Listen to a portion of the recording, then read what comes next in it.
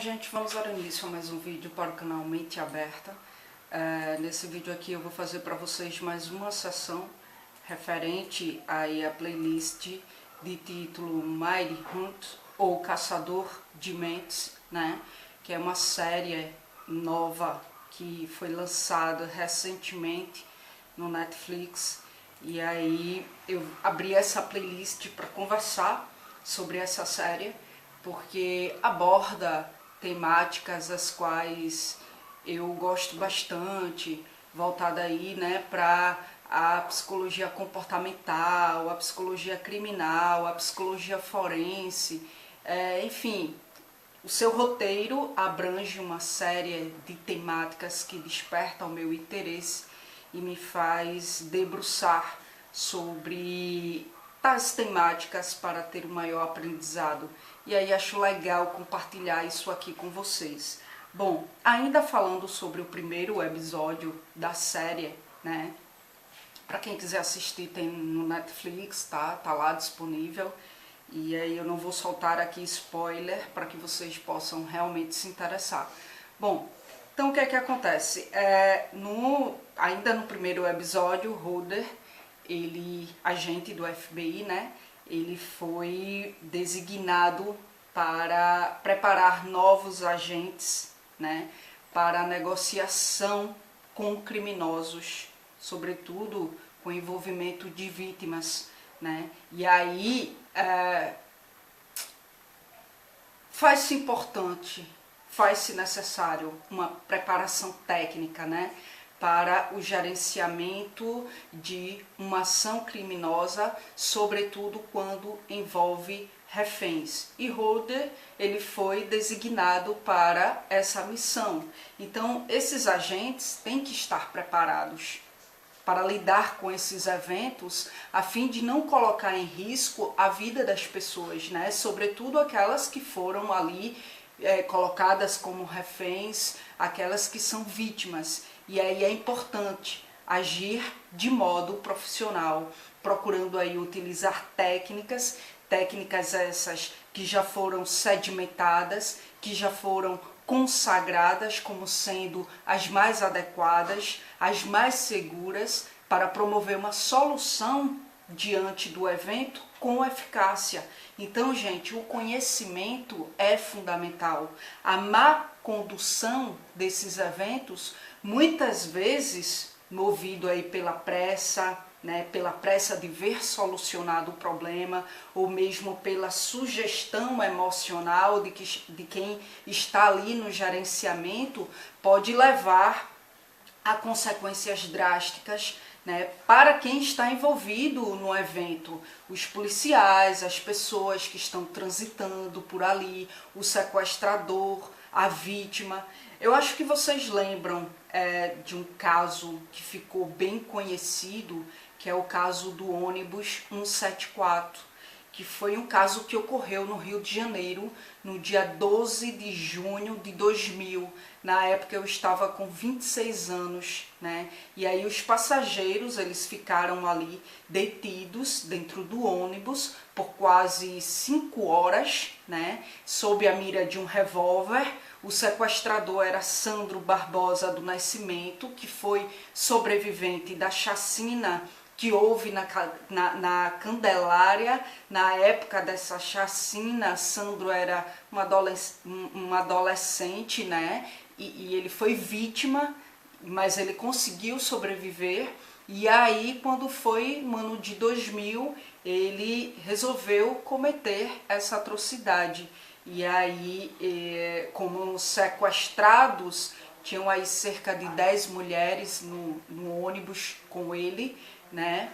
E os outros passageiros e o motorista, o cobrador, conseguiu fugir. Bom, tem um documentário falando sobre esse caso. Então, Sandro, chegou um momento, né, após muita tormenta, Sandro, ele decidiu sair do ônibus usando uma professora como escudo. O nome dessa professora era Geisa Firmo, né? E ao descer, quando Sandro desce do ônibus usando essa professora como escudo, um policial do BOPE tentou alvejar Sandro, com uma submetralhadora. Veja que irresponsabilidade. E aí ele errou o tiro, acabou acertando a refém, acertou ela no queixo de raspão, e aí Geisa acabou levando outros 3 tiros nas costas, disparados por Sandro, porque ele se sentiu intimidado, se sentiu ameaçado, então com raiva ele disparou 3 tiros nas costas dela, e aí ela veio a falecer. Então veja, gente, é um caso real, né? A gente está aí falando de uma série, mas a série nos remete a vários casos que acontecem na vida real, e de fato a gente vê o quanto que o despreparo de um agente em eventos como esses pode trazer consequências drásticas, irreversíveis, né? A falta de preparo desse policial do BOPE, né? Ou seja, o deixar-se levar pela emotividade, o não ser racional naquele momento, trouxe consequências drásticas, sobretudo para a refém, para a vítima. E é por isso que o preparo por parte dos agentes, né, sobretudo dos negociantes, nesses casos, nesses eventos, são de suma importância. É preciso saber conduzir o evento, né, munido aí de uma racionalidade, munido de uma frieza, munido de muita calma, das técnicas necessárias para conseguir chegar à solução de uma forma coerente e sem ninguém se machucar. Tá? E aí Rutherford, né, ele aparece no episódio 1 dessa primeira temporada, em uma cena onde ele diz para seus alunos: devemos voltar o foco para uma coisa, atenuação. E o que é, né, essa atenuação que ele fala nessa cena? É justamente reduzir a intensidade, é justamente enfraquecer a impulsividade, reduzir a emoção, reduzir esse ato egóico de querer ser o herói, né? Como foi o caso desse policial do BOPE, né? Se nesse caso lá do sequestro do ônibus, esse agente do BOPE ele estivesse focado na atenuação, talvez Geisa, a vítima, né, que foi morta pela inconsequência dos seus atos, estivesse aí viva. Se ele não tivesse se afobado e agido aí movido por uma total impulsividade, talvez aí por uma total modalidade egóica, no sentido de querer ser o herói da situação, talvez tivessem ali chegado a uma negociação favorável para todos os envolvidos e ninguém teria ali saído com consequências fatais, porque, claro, consequências psicológicas diante de todo aquele tormento seria impossível ninguém ali sair com consequências psicológicas, mas pelo menos ninguém sairia, possivelmente, ninguém sairia com consequências fatais, como o caso da Geisa, né? E aí Holden, ele fala nesse momento em que ele prepara os agentes, né?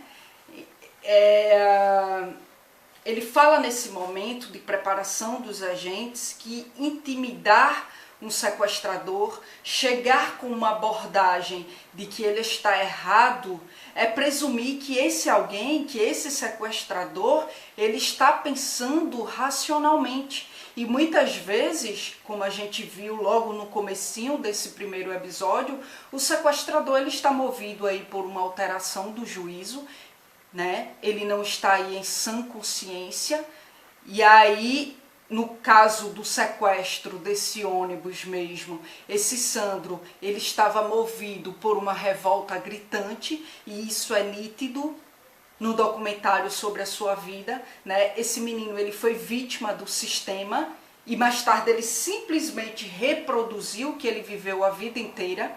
Então não é questão de passar a mão na cabeça, não é essa a questão. É questão de ter jogo de cintura por partes dos agentes que estão ali envolvidos na negociação. Saber conduzir a situação de forma que haja uma preservação da vida de todos os envolvidos, inclusive do próprio criminoso.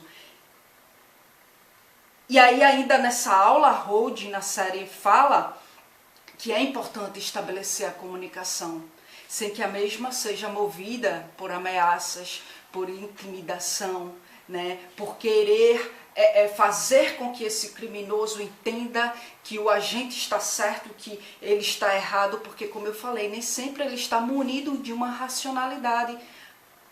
Às vezes ele está com uma alteração no juízo e ele não consegue ter discernimento das coisas, do que ele está fazendo, né? Então é importante ter esse jogo de cintura, é importante descobrir as exigências e não que haja concessão dessas exigências, né? Mas só o ato de ouvir o criminoso, o que ele tem a dizer, o que ele quer, o porquê que ele está fazendo tudo aquilo, já ganha tempo. Ouvi-lo já ganha tempo para que a equipe possa traçar aí a estratégia mais conveniente para solucionar toda a situação. Todo mundo gosta de ser ouvido, mesmo essa pessoa sendo um criminoso. E ao ouvi-lo, né, ao ouvir o discurso dele, você tira minúcias que poderão ser usadas para convencê-los. É importante tentar entendê-lo ao invés de querer dominá-lo, porque essa é a chave para que esse criminoso se sinta ouvido, é tentar entendê-lo. E aí eu volto para o caso do ônibus 174. O agente do BOPE, ele preferiu tentar dominar Sandro. Ele preferiu tentar dominar o criminoso do que entendê-lo, e isso custou a vida da vítima. E aí, como diz Holden na série, o objetivo de um negociador é de que todos saiam vivos. E aí, por isso que é preciso focar na atenuação, enfraquecer a impulsividade, controlar a emoção, ter muita calma e tentar entender esse criminoso. Bom, é isso, gente. A gente ainda continua a nossa análise no que diz respeito ao episódio 1 dessa série, né? Visto que tem muitas peripécias para a gente comentar. E, bem, mas por enquanto eu me atenho aqui para o vídeo não ficar muito longo, tá certo? O meu e-mail vai estar na descrição do vídeo. Quem quiser mandar dúvidas, pode mandar para o meu e-mail. E aí eu trago para dentro da playlist Carla Responde. Se demorar um pouco, tenham paciência, porque eu recebo vários e-mails e aí eu vou atendendo aos pouquinhos e por ordem de chegada, tá certo?